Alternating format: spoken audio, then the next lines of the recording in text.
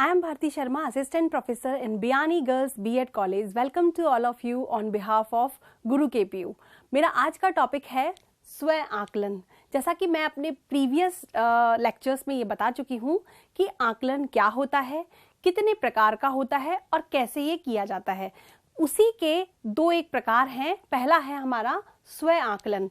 स्व आकलन कब होता है? जब हम क्लास में कुछ इस प्रकार की गतिविधियां विद्यार्थियों को दें जिससे कि वे खुद का आकलन खुद ही कर पाएं कि हम कितने पानी में हैं। क्योंकि अक्सर हम ही उन्हें फीडबैक देते हैं कि आपको इतना आ गया, इतना नहीं आया, तो ये एक तरीके से बहुत बोरिंग होने लगता है।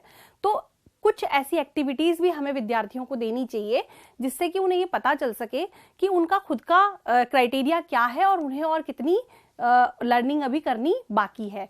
तो उसी में इसकी जो मान्यताएं हैं, सबसे पहला तो कि बच्चा खुद उस कार्य में यानी कि उस आकलन कार्य में वह स्वयं शामिल होता है। और जब बच्चा स्वयं शामिल होता है तो उसे ज्यादा इंटरेस्ट होता है कि अब मेरे किए हुए कार्य की जिम्मेदारी मेरी स्वयं की होगी। तो इसीलिए वह स्व आकलन में बहुत ही अच्छे से रुचि लेकर अपना ये कार्य पूरा करता है। उसके बाद इसकी दूसरी मान्यता आती है कि क्योंकि हमने ये क्राइटेरिया बच्चे पे छोड़ा है कि आपको अपना आकलन खुद करना है, तो उसे अपना जो एक क्राइटेरिया है कि मैं इस कार्य को कैसे करूंगा, ये उसे खुद तैयार करना होगा। यानी कि वह अपने स्वयं के क्रियाकलाप को खुद से तैयार करेगा। फिर उसके बाद उस विद्यार्थी को स्वयं से इन प्रश्नों को करना होता है कि मैं कितना जानता हूं, क्योंकि जब तक मुझे ये पता ही नहीं होगा कि मुझे कितना आता है तब तक मैं उस कार्य में सफल नहीं हो सकूंगा। तो पहला प्रश्न वो खुद के करता है कि मैं कितना जानता हूं।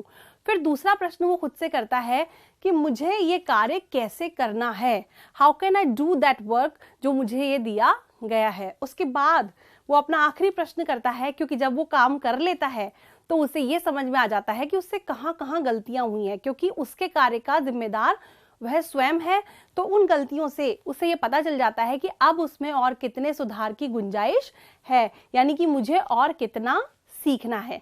इस प्रकार स्व आकलन एक बहुत ही अच्छी विधि है जिसमें विद्यार्थी खुद के लर्निंग लेवल को खुद ही पहचान सकता है। अब इसके कुछ स्टेप्स होती हैं कि कैसे विद्यार्थी करेंगे। तो जब भी हम उन्हें कोई प्रोजेक्ट या कोई कार्य घर से करके लाने के लिए कहें कि खुद से पता करो कि आज आपने कितना करा है, तो सबसे पहले तो वो छानबीन करता है, यानी इंक्वायरी करता है उस टॉपिक से रिलेटेड जिसका कि उसे स्व आकलन स्वयं करना है। तो छानबीन करके उसे ये पता चल जाता है कि ये कार्य वो ही प्रश्न जो मैंने अभी पहले बताया आपको कि कैसे मुझे ये करना है, क्या मैं इसमें जानता हूं। उसके बाद वो कैसे आकलन करेगा कि जो मैंने किया है वो सही है। वो कंपेयर करेगा पहले से किया जा चुका कार्य और अपने द्वारा किए गए कार्य की तुलना करेगा, अपने किसी साथी से तुलना करेगा, तो वह यह जान पाएगा कि उसके द्वारा किया गया कार्य कितना सफल है और कितना असफल है। इसके बाद वो खुद का एनालिसिस करेगा कि मेरी असफलता के क्या क्या आधार हैं। उन आधारों के आधार पर ही वह अपने में सुधार कर पाएगा। और उसके बाद कैसे पता चलेगा कि उसमें सुधार हो गया? जब वो वही कार्य दोबारा करेगा और उसमें किसी भी प्रकार की गलती नहीं होगी, यानी कि रिफ्लेक्ट कर देगा, प्रतिबिंबन कर देगा कि मैंने ये कार्य फिर से सही कर लिया है। तो इस विधि द्वारा विद्यार्थी अपनी गलतियों को स्वयं पहचान पाते हैं, अपने आप में स्वयं सुधार कर पाते हैं। तो ज्ञान का क्या होता है? निर्माण होता है। और यह बहुत ही कारगर विधि है स्व आकलन विधि आकलन की। इसमें जो है विद्यार्थी स्वयं का प्रतिपुष्टि होती है उसे स्वयं ही प्राप्त होती है। अभी हमने जाना कि स्व आकलन क्या होता है। अब हम जानेंगे कि उसी तरह एक समूह आकलन भी होता है जिससे हम आकलन प्रक्रिया को और अधिक बेहतर बना सकते हैं। जैसे हमने अभी देखा था कि स्व आकलन में विद्यार्थी खुद अपने लर्निंग लेवल के क्राइटेरियाज फिक्स करता है। उसी प्रकार जब हम ग्रुप एक्टिविटी बच्चों को दे देते हैं, जहाँ की अध्यापक का हस्तक्षेप थोड़ा कम होता है, जहाँ टीचर अपने स्टूडेंट पर ज़्यादा फोकस नहीं होते हैं, वो स्टूडेंट्स को ग्रुप एक्टिविटी करवाते हैं ताकि उनमें कुछ एबिलिटीज़ बढ़ें, वो ग्रुप में काम कर सके, उनकी कोऑपरेटिव लर्निंग थोड़ी एनहांस हो सके। वहाँ बच्चा अपना समूह आकलन भी करवाता है। क्यों? क्योंकि ग्रुप में सभी की भागीदारी इक्विवेलेंट होती है और ग्रुप में कार्य करने से बच्चे को पता चलता है कि वो कितना ज़्यादा सामाजिक सहभागिता भी कर सकता है। तो इसके कुछ क्राइटेरियाज होते हैं पीयर असेसमेंट के। सबसे पहला होता है कि मुक्त, स्पष्ट और विश्वसनीय, यानी कि ये फ्री होता है, क्लियर होता है, बहुत ही ज्यादा रिलायबल होता है। क्यों? क्योंकि इसके अंदर जो वार्तालाप होती है बहुत ही मित्रवत वार्तालाप होती है।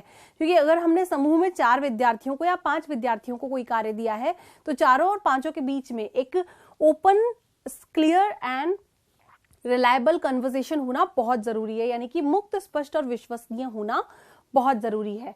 उसके बाद प्रभावकारी सहभागिता और संप्रेषण भी होना चाहिए। ऐसा नहीं होना चाहिए कि 5 बच्चों में यदि मैंने टास्क दिया है तो केवल 2 या 3 बच्चे ही उसमें कार्य करेंगे। यदि ऐसा भी होगा तो ग्रुप के जो और स्टूडेंट्स हैं जो काम कर रहे हैं वो उसे उतना फीडबैक नहीं देंगे या उसका बैड फीडबैक आएगा। तो अच्छे फीडबैक के लिए बच्चा प्रभावकारी जो अपना कंट्रीब्यूशन है वो करता है, साथ ही साथ उसका कम्युनिकेशन स्किल भी डेवलप होता है।